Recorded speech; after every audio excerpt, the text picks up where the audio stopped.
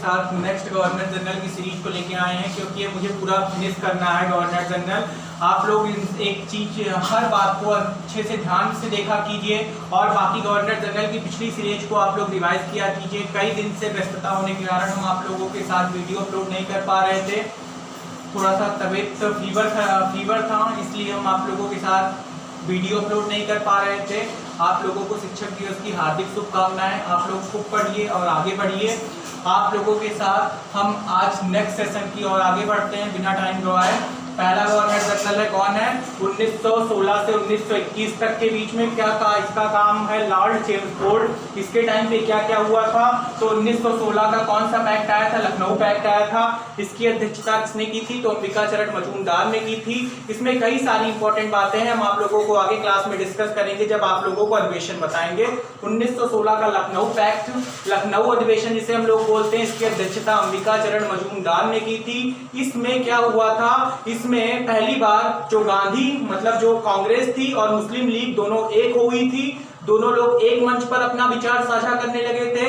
इसमें उग्रवाद और उदारवाद दोनों आपस में, उग्रवाद और जो उदारवाद दो अलग अलग विचारधाराएं जन्म ले ली थी, वो फिर से एक साथ कोलैबोरेट हुई, मतलब एक दूसरे के साथ सहयोग की, एक दूसरे के साथ अपने विचार को फिर से एक साथ एक मंच पर और एक पटल पर रखा। और इसी के माध्यम से पहली बार बाल गंगाधर तिलक के द्वारा स्वराज हमारा जन्मसिद्ध अधिकार का नारा दिया गया।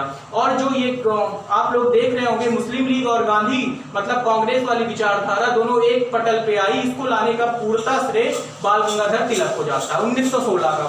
फिर 1916 में एक और पार्टी बनी थी जिसे हम लोग बोलते हैं home rule league party. Home rule league party के दो लोग इसके अध्यक्ष, दो लोगों की अलग अलग पार्टी थी। पहली पार्टी बाल गंगाधर तिलक की और दूसरी पार्टी श्रीमती एनी बेसेंट की। दोनों लोगों की अलग पार्टी थी, लेकिन दोनों लोगों के विचार में किसी भी प्रकार का कोई मतभेद नहीं था। दोनों लोगों की विचारधाराएं ये थी कि हम लोगों को गृह स्वशासन मतलब हम लोगों को आजादी प्राप्त करना है गृह स्वशासन के माध्यम से। तो इन जो आप लोगों की जो तिलक और एनी बेसेंट की जो होम रूल लीग थी, वो तिलक की जो कुछ प्रांतों तक, बंबई और मद्रास तक के प्रांतों तक सीमित थी, लेकिन जो और इनकी जो लीग थी होम रूल लीग अर्थात एनी बेसेंट की, ये पूरे भारत में लागू थी। दोनों के बीच में इसी चीज का गैप था, बाकी दोनों के बीच में विचारों में, उनके व्यवहारों में किसी भी प्रकार की कोई मध्यस्थता या कोई मतभेद या आपसी वैचारिक रूप से कोई मतभेद नहीं था।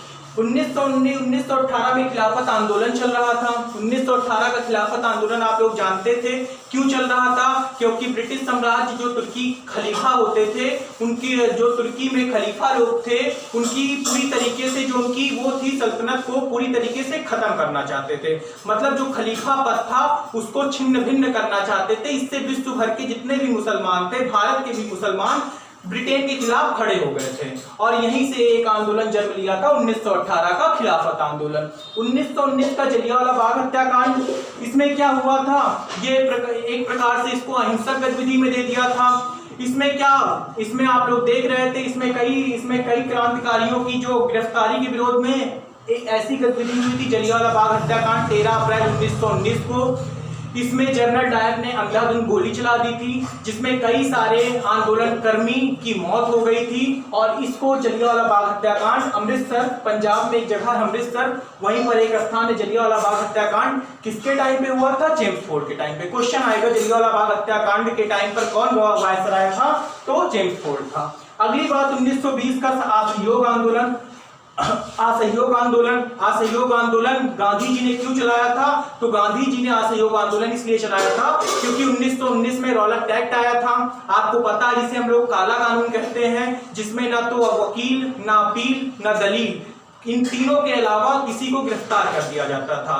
और गिरफ्तार करने के बाद इसमें जितनी भी गतिविधियां चल रही थी देश के अंदर, जितनी भी आंदोलन कर्मी गतिविधि चल रही थी, उसको एक प्रकार से नस्तनाबूद करने के लिए ब्रिटिश ने ऐसा आंदोलन चलाया था जिसे हम लोग रॉलेट एक्ट, जिसे काला कानून कहते हैं, उसी को खत्म करने के लिए गांधी जी ने असहयोग आंदोलन को चलाया था। और असहयोग आंदोलन में गांधी जी ने गांधी जी की आइडियोलॉजी ये थी कि हमें जो 1918 की खिलाफत आंदोलन है और 1920 का जो असहयोग आंदोलन है, दोनों लोगों को दोनों की बात एक पटल पे आ जाए। अर्थात इसको हम लोग इस तरीके से देख लें कि हमें यहाँ से मुसलमानों की सहानुभूति प्राप्त हो जाए, और इसके पीछे गांधी जी का यही लक्ष्य था कि जो इसमें आप लोग देख रहे होंगे जो मुसलमान और हिंदुओं के बीच में जो एकता का प्रसार का जो खंडन हो गया था वो इसमें एकजुट हो जाए। इसीलिए असहयोग आंदोलन स्टार्ट किया था गांधी जी के द्वारा 1920 में। इसके टाइम पे आप लोगों ने इतने काम को देखा, Lucknow pact, home rule league, Khilafat आंदोलन, जलियांवाला बाग हत्याकांड और असहयोग आंदोलन 1 अगस्त 1920 को।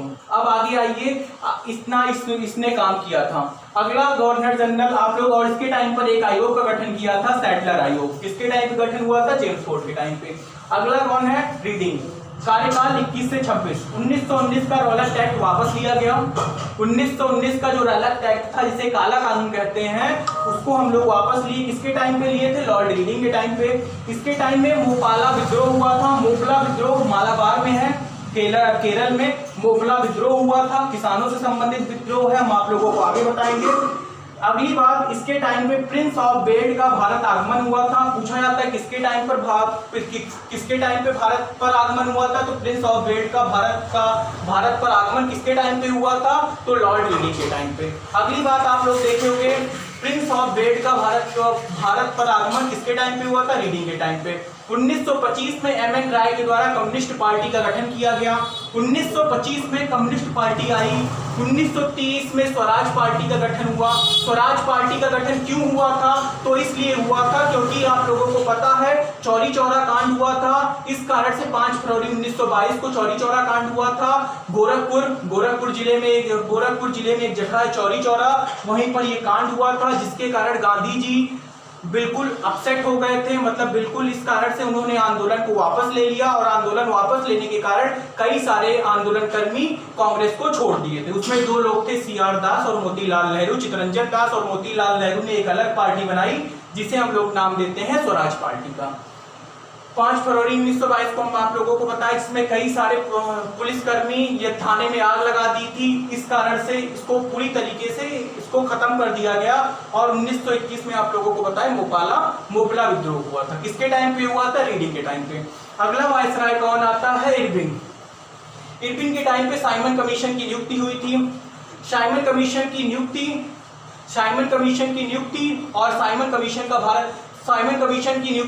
1928 में हुई थी, और 1928 में ही साइमन कमीशन भारत आया था। भारत क्यों आया था साइमन कमीशन? तो साइमन कमीशन भारत इसलिए आया था क्योंकि 1919 के तहत जो विधान परिषदों में जो चुनाव हो रहे थे उसकी समीक्षा करने आया था कि जो चुनाव हो रहे हैं उसमें किसी भी प्रकार की कोई धांधली या किसी भी प्रकार की कोई कमी नहीं है। लेकिन आप लोग सोचिए कि कोई अंग्रेज क्यों वो भारत का हित चाहेगा? उसमें कोई भी भारतीय सदस्य नहीं थे। साइमन कमीशन का इसीलिए पुरजोर विरोध हुआ था क्योंकि उसके कोई भी सदस्य भारतीय नहीं थे, सब श्वेत कलर वाले थे, अर्थात सफेद रंग वाले, अर्थात अंग्रेज थे।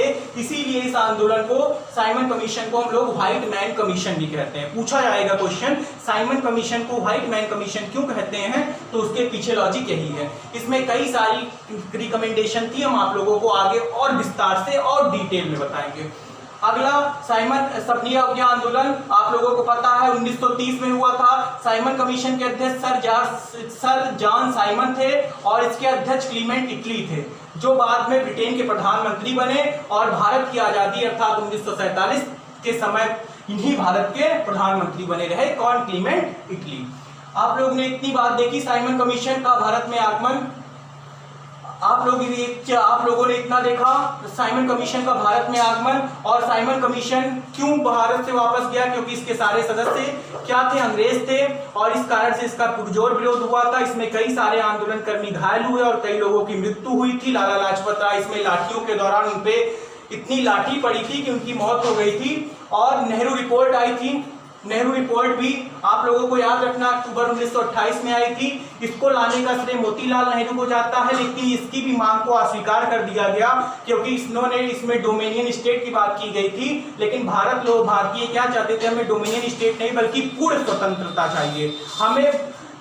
हमें डोमिनियन स्टेट नहीं चाहिए कि हमें केवल विदेश कि हमें जो 3 मामले होते हैं उस पर हम लोग कानून न बनाए, बाकी सारे मामलों पे कानून बनाए, जैसे विदेश, रक्षा और संचार, इन तीनों को छोड़ करके बाकी हर पे भारत को कानून बनाने का अधिकार था।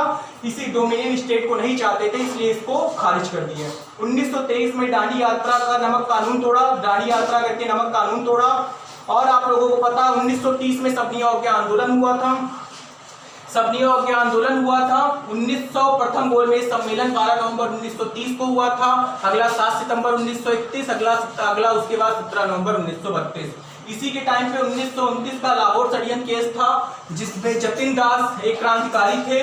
64 दिनों के बाद आमरण अनशन के बाद, वो क्योंकि इसलिए आमरण अनशन किए थे क्योंकि वो देख रहे थे कि भारत के साथ, भारत जो आंदोलन कर्मी थे या जो भारतीय जेल में थे उनके साथ किस तरीके का व्यवहार अंग्रेज कर रहे थे, इससे दुखी होकर के उन्होंने आमरण अनशन शुरू किया और 64 दिनों के बाद उनकी मृत्यु हो गई।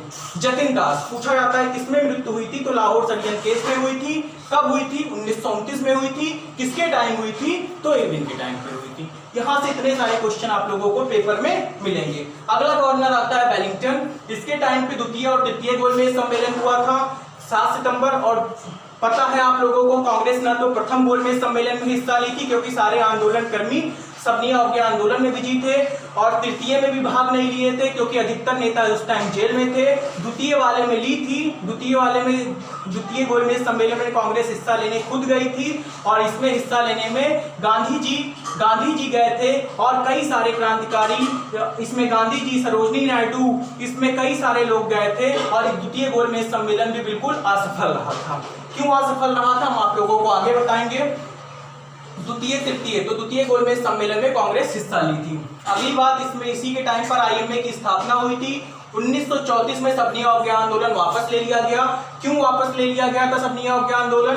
क्योंकि द्वितीय गोलमेज सम्मेलन में गांधी जी की मांगों को स्वीकार कर लिया गया था, और गांधी जी इसमें सम्मेलन में हिस्सा लेने के लिए वो खुद ब्रिटेन गए थे।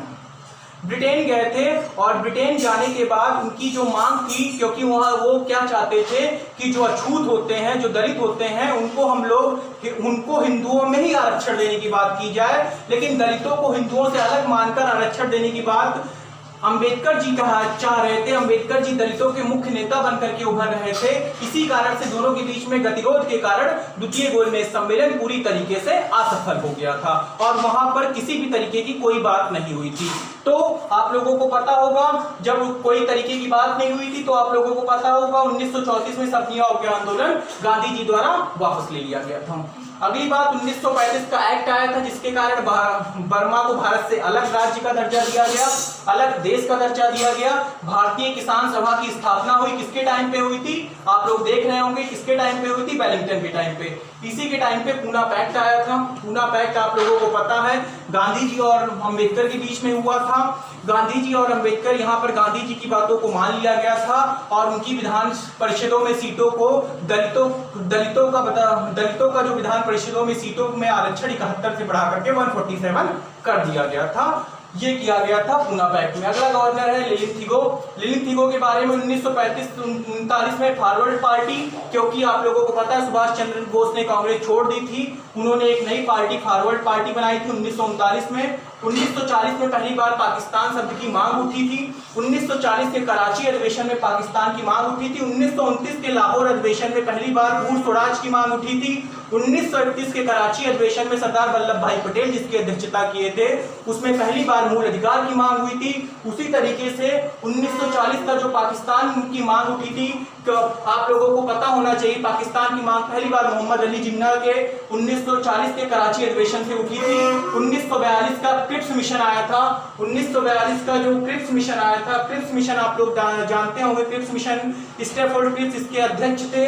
तो क्रिप्स मिशन कब आया था? मार्च 1942 में आया था। इसको हम आगे और डिटेल में बताएंगे, यहाँ बताएंगे तो वीडियो लंबा हो जाएगा, और अच्छे से और विस्तार से हम आप लोगों को आगे वाले वीडियो में बताएंगे। 1940 में व्यक्तिगत आंदोलन हुआ था, व्यक्तिगत सत्याग्रह आंदोलन, जिसमें पहले इसमें सत्याग्रही विनोबा भावे और दूसरे पर पीटी नेहरू थे।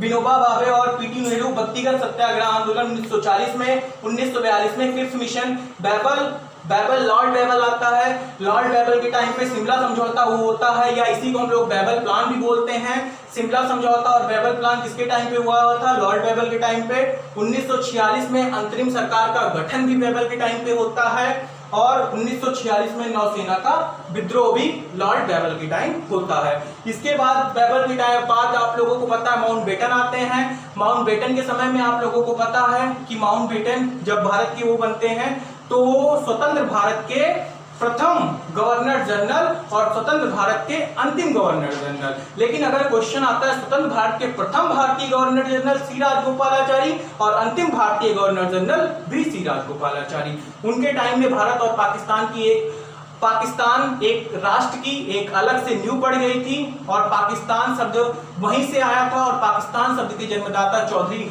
रहमत अली को माना जाता है। तो इस तरीके की लॉर्ड माउंटबेटन के बाद सी राजगोपालाचारी को हम आप लोगों को सी राजगोपालाचारी के बारे में कोई इंपॉर्टेंट बात नहीं है। तो इतने आप लोगों के गवर्नर जनरल वायसराय थे। आज का वीडियो हम यहीं पे खत्म करते हैं। आप लोगों को जरूर अच्छा लगा होगा, कमेंट बॉक्स में जरूर करके बताइए। धन्यवाद।